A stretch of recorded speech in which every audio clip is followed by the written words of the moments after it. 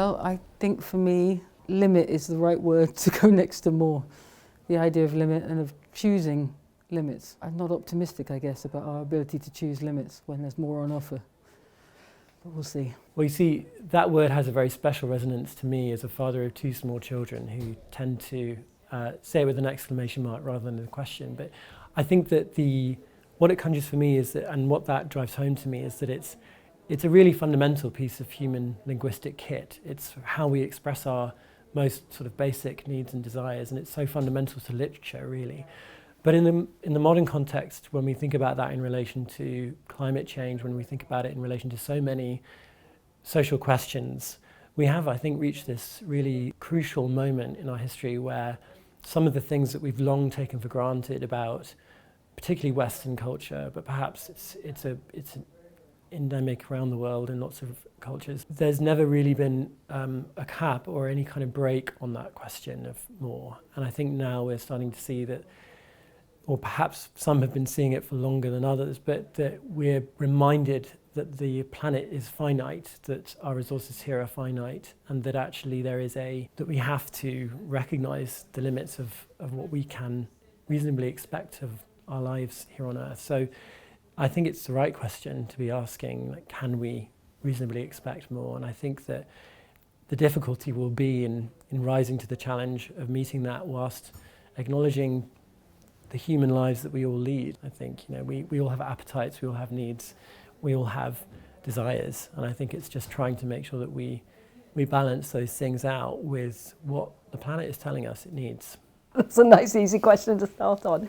More change would be the word I would most closely link with the word more, just because wherever we are, I think there's always more that we can do to make life better for people.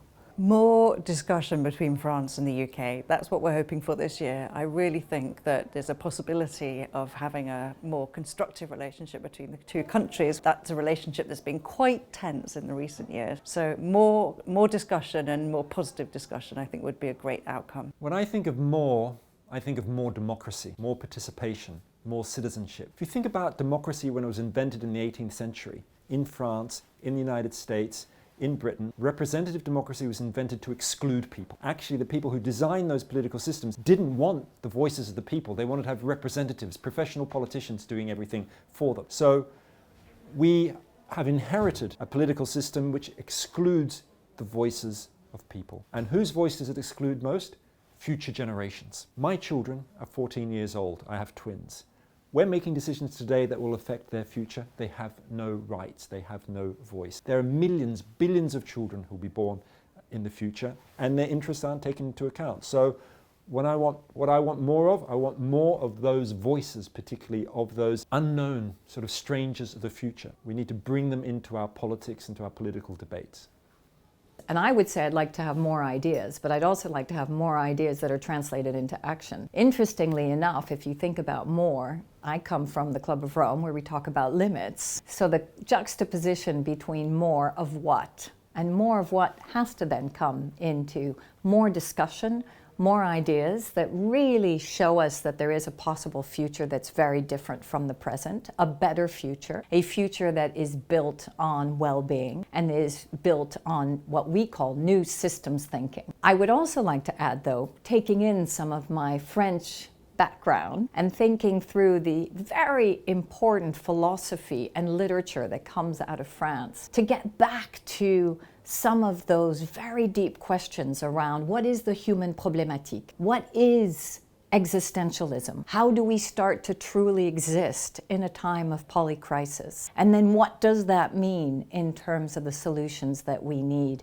for that polycrisis? And maybe coming back to that level of existence, understanding that we need to exist within a planet that has boundaries, and therefore coming back to your question of more, that we have to think about limits. So limits means that we shouldn't be limited in spirit, we shouldn't be limited in motivation and enthusiasm and creativity and innovation of new types of being, but it does mean that we need to think through our impact, us as human beings, on the planet today. I think more cooperation between France and the UK. I think the last 5 years we've seen fewer people travelling, partly because of the pandemic, but also I think because of Brexit. It's made things a bit more complicated. And I really hope that there are more opportunities for French people to spend time in the UK and for British people to spend time in France. There is one area where France and the UK could certainly do more. It's the field of international security and defence. It's actually quite striking to see that on the Ukraine crisis, we've been really apart, even though we both won the victory of Ukraine. But strangely enough, because of our divergences on the EU, because of the submarine crisis which created a rift and a breach of trust between France and the UK a year and a half ago, we have not really been able to patch up for the sake of Ukraine. Generally speaking, actually defense is a field where you could have more cooperation while being insulated from the rest of the more divisive issues. We have not patched up on defense and security, and I hope this will be a field where we'll actually rekindle our cooperation, because it's less politically sensitive than other issues. So what do I want more? I would like to see more the rejuvenation of French-British defense cooperation. I think we need more time, or I need more time. We need more to slow down, I think. Just think that because I feel like I have to slow down, but I would say that we are constantly receiving a lot of images and a lot of words and different perspectives on everything, and there's a sense of endless knowledge and topics that we can touch, and it's I think it's too much for one brain, and we need to learn how to disconnect from this appetite for everything, everywhere, every time. I really would have wanted to add more about the experiences of young people, of the students who are in our classrooms. I felt that really interpreting equality and diversity and seeing it through their eyes would have been the additional thing to put there. It's one thing for government policy to set the standards by which universities should act or behave or program themselves. And it's another, of course, for universities to commit to those agendas and to commit to doing more. But the real proof and the real thing is the impact that it has in the lives of the young people in our classrooms, because ultimately their own ability to experience the world through different lenses, and also their capacity to translate that and to transfer it into the environments in which they're going to live and work and change the world, is what is truly transformative. I hope for more opportunities to look at that, to test some more ideas, but I thought that we were able to really discuss some ideas for moving in that direction. Stop. No, stop more. I think the general movement of our inner lives, I would say, as a very individual point of view, is going backward. Like I feel like I'm in my life trying to get rid of this concept, because more is a trap. I feel it's a trap in my professional life or in my intimacy. So I would say stop more. Alors vous me dites que le thème de l'année est plus. Ce que j'aurais envie de dire, c'est la dimension de la démesure. Mais la dimension de la vraie démesure, celle qui coïncide avec la liberté, avec le partage, avec l'inventivité, et surtout pas avec le profit, avec le désir de convaincre, les retrouvailles et le partage sans contrainte. First, more tends to evoke overconsumption, kind of negative concepts to me. And I'm obviously biased by the industry in which I work in, which is fashion. So more to me is, I guess, that trap of wanting bigger, better, that is also entrenched and very linked to newness. And we've been, I think, conditioned to think that to be happy, we need more always, but it's unrealistic. The resources that we have are finite, limited, and we're reaching that point where we're actually over-exploiting them. But That being said, I think there's an opportunity for us to flip that narrative around more and realize that there's just so much we actually need, and rather than more, can we think about enough to be happy? And can we decouple that happiness with material possessions, and also realize that we can be happy with things that exist already. We don't need necessarily to bring on new things, new stuff, because actually most of the time when we do, we have that dopamine hit, but it vanishes very quickly afterwards.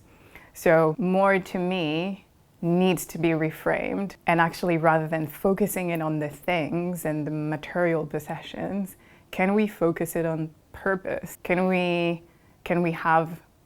find meaning? Can we find more meaning, and then channel that energy into doing meaningful things that will hopefully have external positive externalities, rather than that accumulation of things that has been proven not to make people happy. There's an universal level of basic needs that people need to have to feel comfortable, to feel safe, and to thrive. But we know that there's just so much, and that hits a threshold, and above that threshold, all of the rest is just marginal gain or doesn't really add up.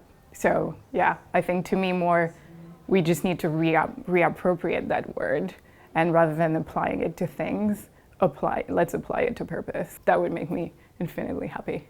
Je pense qu'on devrait inventer un monde avec plus de justice. Et à cet égard, le mouvement MeToo nous a permis de progresser vers ce plus. En tant qu'homme, j'ai été frappé par le silence des hommes après MeToo, comme si ce mouvement ne les concernait pas, comme si ça ne renvoyait pas à des siècles, peut-être même des millénaires de domination, d'inégalité, de discrimination et de violence. Ça m'a donné envie d'engager une réflexion sur la manière dont on pouvait réconcilier le masculin et la justice de genre. Je crois que c'est une réflexion qui peut guider les comportements individuels et collectifs pour les décennies qui viennent. I wanted to talk more about the end of violence between in the society in general, but especially between women and men and children, because we have not talk about children, but I think it's the same problem. And we saw that in family, we don't say family drama, it's when women are killed, in general the children are here and are witness the crime, and there is few psychological help for these kids, for these children. So I can see it's a real problem. And we know that all the evolution of children's rights are made by men, by women, by feminists. They are aware of children's rights, like human rights. And I say that because one of the founders of the center, Delphine Seyrig, was she fights for human rights all around the world, and especially for children's rights and political detainees, or many people like were in jail or were in judgment for all in the 70s, but also in the 80s and 90s.